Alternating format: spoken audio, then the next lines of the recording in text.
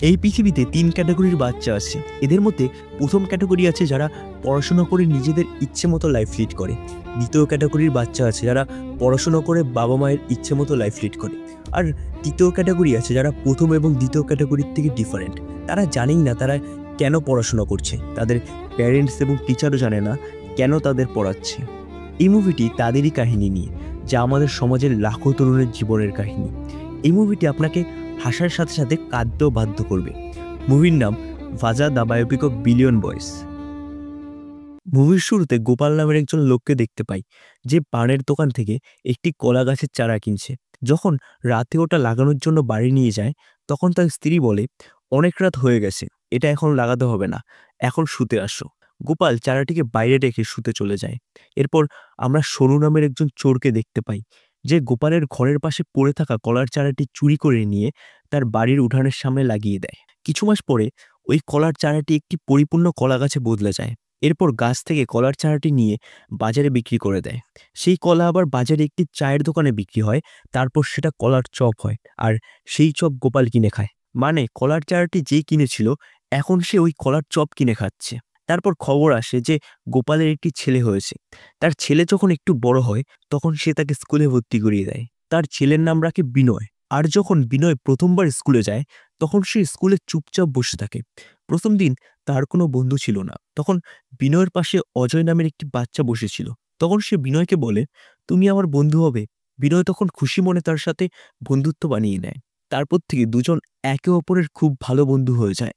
অজয় বাড়ি এসে তার বাবাকে স্কুলে নতুন বন্ধু সম্পর্কে বলে। অজয়ের বাবার নাম মোহন। পরের দিন স্কুলে তারা দুজন যখন টিফিন খেতে যাচ্ছিল, তখন একটি ছেলে তাদের রাস্তা আটকায় এবং তাদের টিফিন ওকে দিয়ে দিতে বলে। তারা প্রথমের দিকে একটু ভয় পায়। তখন পেছন থেকে মুসা নামের একটি ছেলে এসে তাদেরকে বাঁচিয়ে দেয়। তখন থেকে তিনজনের মধ্যে অনেক ঘনিষ্ঠ সম্পর্ক গড়ে ওঠে। তারপর একদিন স্কুলে হেডমাস্টার তাদের তিনজনের বাবাকে ডাক দেয়, কারণ তারা একটি ছেলেকে চকলেট বলে লুজ মোশনের ট্যাবলেট খাইয়ে দিয়েছে। তখন হেডমাস্টার তাদের বাবাকে অনেক কথা শোনায় এবং তাদের শাস্তি দেয়, কিন্তু তারপরেও তাদের বন্ধুত্ব কমে না। একদিন স্কুল ছুটির পর মুসা বলে, চলো আমি আজ তোমাদের পেপসি খাওয়াবো। তখন মুসা তাদের জন্য পেপসি কিনে আনে। তখন বিনয় মুসাকে বলে যে সে পেপসি কেনার টাকা কোথায় পায়। মুসা বলে, আমি বাবার কাছ থেকে কখনো বই, আর্ট পেপার, নোটবুক ইত্যাদি কেনার বাহানা দিয়ে টাকা চেয়ে নিই, তারপর ওই টাকা দিয়ে পেপসি কিনে খাই। পরের দিন স্যার তাদের তিনজনকে ক্লাস থেকে বের করে দেয়। তখন তাদের পাশ দিয়ে রাধা নামের একটি মেয়ে বই নিয়ে যাচ্ছিল, আর ব্যাস তিনজন তাকে দেখি ফ্রেমে পড়ে যায়। তারপর থেকে তারা তিনজন রাধার পেছনে পড়ে থাকে। তারা তিনজন মিলে রাধার জন্মদিনে একটি ক্যাডবেরি চকলেট দেয়। রাধা ওই চকলেট নিয়ে তার বয়ফ্রেন্ড রোহানকে খাওয়াতে থাকে। তখন রাধাকে রোহানের সাথে দেখে তাদের মাথা নষ্ট হয়ে যায়, আর বলে, আজ থেকে আমরা আর কোনো মেয়ের দিকে তাকাবো না, আর ভালো করে পড়াশোনা করব, যাতে আর ফেল না করি। তখন তারা তিনজন তিনজনের হাতে প্রতিজ্ঞা করে। কিন্তু তখনই পাশ দিয়ে একটি গাড়ি গেলে তাদের জামাকাপড় ও চোখ মুখে কাদা লেগে যায়। তখন কালাম নামের একটি ছেলে এসে ইট মেরে গাড়ির কাচ ভেঙে দেয়, আর বলে, তোমরা দেখে গাড়ি চালাতে পারো না, তোমরা আমার বন্ধুদের গায়ে কাদা ছিটিয়ে দিয়েছো। আর ওই গাড়ির মালিক তাদের চারজনের নামে প্রিন্সিপালের কাছে কমপ্লেন করে দেয়। সেখানে তাদের সাথে দেখা হয় বিবেকের। সেখান থেকে বিবেকও তাদের দলেই যোগ দেয়। তারপর থেকে তারা বেশিরভাগ সময় ক্লাসের বাইরে গল্প করে কাটাতে থাকে। মুসা তখন সবাইকে বলে, আমার কাছে একটি ব্লু ফিল্মের সিডি আছে, চলো আমরা স্কুলের কম্পিউটার রুমে গিয়ে এটা দেখি। তখন সবাই রাজি হয়ে কম্পিউটার রুমে চলে আসে, কিন্তু সিডি ভেতরে ঢোকানোর পরই কারেন্ট চলে যায়। তারা সবাই খুব ভয় পেয়ে যায়, কারণ কারেন্ট ছাড়া সিডি কি করে বার করবে। পরের দিন ক্লাসে মুসা এই ব্যাপারটা নিয়ে খুব চিন্তায় ছিল। তখন মুসার মাথায় একটি আইডিয়া আসে। মুসা তখন ওই সিডির কভারটি রোহানের একটি বইয়ের মধ্যে ভরে তার ব্যাগের মধ্যে পুরে দেয়। কিন্তু মজার ব্যাপার হলো, যেই বই মুসা ওই কভারে রেখে দিয়েছিল, ওটা আসলে রোহানের বই ছিল না, সেটা ছিল রাধার বই, যেটা রোহানকে পড়ার জন্য দিয়েছিল। রোহান আজকে আবার সেই বইটা রাধাকে দিয়ে দেয়। একটু পরে যখন হেডমাস্টার সকলের ব্যাগ চেক করতে আসে, তখন রাধার ব্যাগের ভিতরে ওই সিডি পাওয়া যায়। রাধা অবাক হয়ে যায় এবং রোহানের দিকে তাকাতে তাকাতে হেডমাস্টারের রুমে চলে যায়। রোহান বুঝতে পারে কে এটা করেছে। তখন রোহান ও মুসাদের গ্রুপের মধ্যে মারপিট বেঁধে যায়। এক পর্যায়ে কালাম চেয়ার উঠিয়ে রোহানের পায়ের মধ্যে মারে, যার ফলে রোহানের পা ভেঙে যায়। হেডমাস্টার তখন তাদের সবাইকে তার রুমে ডাকে এবং সাথে তার বাবারাও ছিল। তখন রোহানের বাবা বলে, আমি এই স্কুলে আমার ছেলেকে আর পড়াবো না। সাথে ওই 5 বন্ধুর বাবাও তাদের 5 জনকে ঘরের মধ্যে আটকে রাখে। তারা একে অন্যের থেকে বিচ্ছিন্ন হয়ে পরীক্ষার প্রস্তুতি নিতে থাকে। অনেক খাটুনির পরে তারা পরীক্ষায় পাশ করে যায়। তারপর বিনয় তার বাবাকে বলে, আমার ইচ্ছা আমি এন্ট্রান্স এক্সাম দিয়ে ইঞ্জিনিয়ারিংয়ে ভর্তি হব। তখন তার বাবা বলে, এসব তোমার দ্বারা হবে না, আর অনেক টাকার প্রয়োজন। কিন্তু ছেলে জোরাজুরি করায় বাবা রাজি হয়ে যায় ও তাকে ইঞ্জিনিয়ারিংয়ে ভর্তি করিয়ে দেয়। বিনয় এবং তার বন্ধুরাও এই একই কলেজে ভর্তি হয়। যখন প্রথম দিন বিনয় কলেজে আসে, তার সাথে রোহানের দেখা হয়ে যায়। রোহানের আগের কথা মনে পড়ে যায় আর দৌড়ে এসে বিনয়কে একটা ঘুষি মারে। আর তখন সেখানে বিনয়ের বাকি বন্ধুরাও চলে আসে। আবারও তাদের দুই গ্রুপের মধ্যে মারপিট হয়, যার ফলে তারা আবারও কলেজের প্রিন্সিপালের রুমে আসে আর সেখানে তাদের বাবাদেরও ডাকা হয়। কিন্তু মুসার বাবা বাদে বাকি সকলের বাবাই কলেজ গেট পর্যন্ত এসে চলে যায়, কারণ তাদের বাবারাও ভেবেছিল তারা সবাই আলাদা আলাদা কলেজে ভর্তি হয়েছে। এখানে সবাই সবাইকে দেখে বাকিটা কল্পনা করে কলেজ থেকে বেরিয়ে যায়। প্রিন্সিপাল বলে, এরা কলেজে এসে মারপিট করেছে, পরবর্তীতে যদি এইরকম কিছু করে তবে এদেরকে আমি কলেজ থেকে বের করে দেব। তখন মুসার বাবা প্রিন্সিপালের কাছে ক্ষমা চেয়ে তাদের নিয়ে বেরিয়ে আসে। পরের দিন অজয় যখন ক্লাসে আসে তখন তার সাথে নিহা নামের একটি মেয়ের দেখা হয়। একদিন 5 বন্ধু কলেজ গেটের সামনে দাঁড়িয়েছিল। তখন বিনয়ের সীমা নামের একটি মেয়েকে পছন্দ হয়। অপরদিকে রাজু নামের একটি ছেলেও সীমাকে দেখছিল, সেও সীমাকে পছন্দ করে। যখন রাজু আর বিনয় ওই ব্যাপারটা বুঝতে পারে যে তাদের দুজনের পছন্দই একটা মেয়েকেই, তখন তাদের মধ্যে হাতাহাতি শুরু হয়ে যায়। নিজেদের মধ্যে হাতাহাতি করে তারা হাসপাতালে ভর্তি হয়ে যায়। তখন তারা দুজনে মিলে ডিসাইড করে তারা দুজনেই সীমাকে ইমপ্রেস করার চেষ্টা করবে। তারপর সীমা যাকে পছন্দ করবে সেই সীমাকে পেয়ে যাবে। এখান থেকে তাদের মধ্যে বন্ধুত্বের শুরু হয়। এখন আমরা রোহানকে দেখব। রোহানের বাবা বলে, তুমি যদি একজন ভালো মানুষ হতে চাও তবে তোমাকে ভালোভাবে পড়াশোনা করতে হবে। এদিকে রাতে অজয় যখন রুমে বসেছিল তখন নিহার কল আসে। নিহা বলে, আমার বাইকটা খারাপ হয়ে গেছে, তুমি আমাকে একটু পিক করতে আসবে? অজয় প্রথমে আপত্তি করলেও তারপর বাইক নিয়ে বেরিয়ে যায়। যেতে যেতে অজয় নেহাকে বলে, আমার খুব খিদে লেগেছে, চলো কিছু খাই।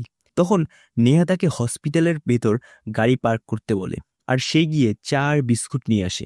নেহা তখন বলে, আমি বড় হয়ে অনেক টাকা কামাতে চাই, যার জন্য আমি পরিশ্রম করতেও প্রস্তুত। তখন নেহা তাকে বলে, তোমার জীবনের লক্ষ্য কি? অজয় বলে, আমি এখনো তেমন কিছু চিন্তা ভাবনাই করিনি। এতেই বোঝা যায় যে অজয়ের ভবিষ্যৎ সম্পর্কে কোনো চিন্তাই নেই। পরের দিন সীমা বিনয়কে কলেজে ডেকে কিছু একটা জিনিস এনে দিতে বলে। বিনয় ভাবে সীমা হয়তো তাকে ভালোবাসে আর সেই জন্যই সবাইকে বাদ দিয়ে তাকে জিনিসপত্র আনার জন্য বলে। এদিকে অজয় আর নেহাও একে অন্যের সাথে সময় কাটাতে শুরু করে, এমনকি দুজনে একই থালায় খাবার খায়। ধীরে ধীরে তাদের মধ্যে প্রেমের সম্পর্ক তৈরি হয়। রাতে মুসা অজয়কে বলে, নেহা তোকে ভালোবাসে না, তোকে বাইকের ড্রাইভার হিসেবে রেখেছে। একথা শুনে অজয় অনেকটাই রেখে যায় আর বলে, কালকেই আমি নেহাকে প্রপোজ করে দেব। কালকে অজয় যখন নেহাকে তার মনের কথা বলতে যাবে তখনই অ্যাম্বুলেন্সে করে একটি রোগী আসে আর যেটা দেখে অজয় মাথা ঘুরে পড়ে যায়। পরে নেহা তাকে মেসেজের মাধ্যমে বলে, তুমি যদি আমার সাথে থাকতে চাও তবে তোমার বন্ধু বান্ধবদের ছাড়তে হবে। একথা শুনে অজয় এবং তার বন্ধুরা নেহার সাথে দেখা করতে যায় আর তাকে অপমান করে আসে আর বলে, আমি তোমার মতো মেয়ের জন্য আমার বন্ধু বান্ধবদের ছাড়তে পারবো না। যেই সম্পর্ক আমাদের বাবা মারাও এত চেষ্টা করে ভাঙতে পারেননি সেটা কিনা তোমার কথায় ভেঙে দেব। এরপর ওইখান থেকে বেরিয়ে তারা যখন বাড়ির দিকে যাচ্ছিল তখন বিনয়ের কাছে সীমার একটি ফোন আসে।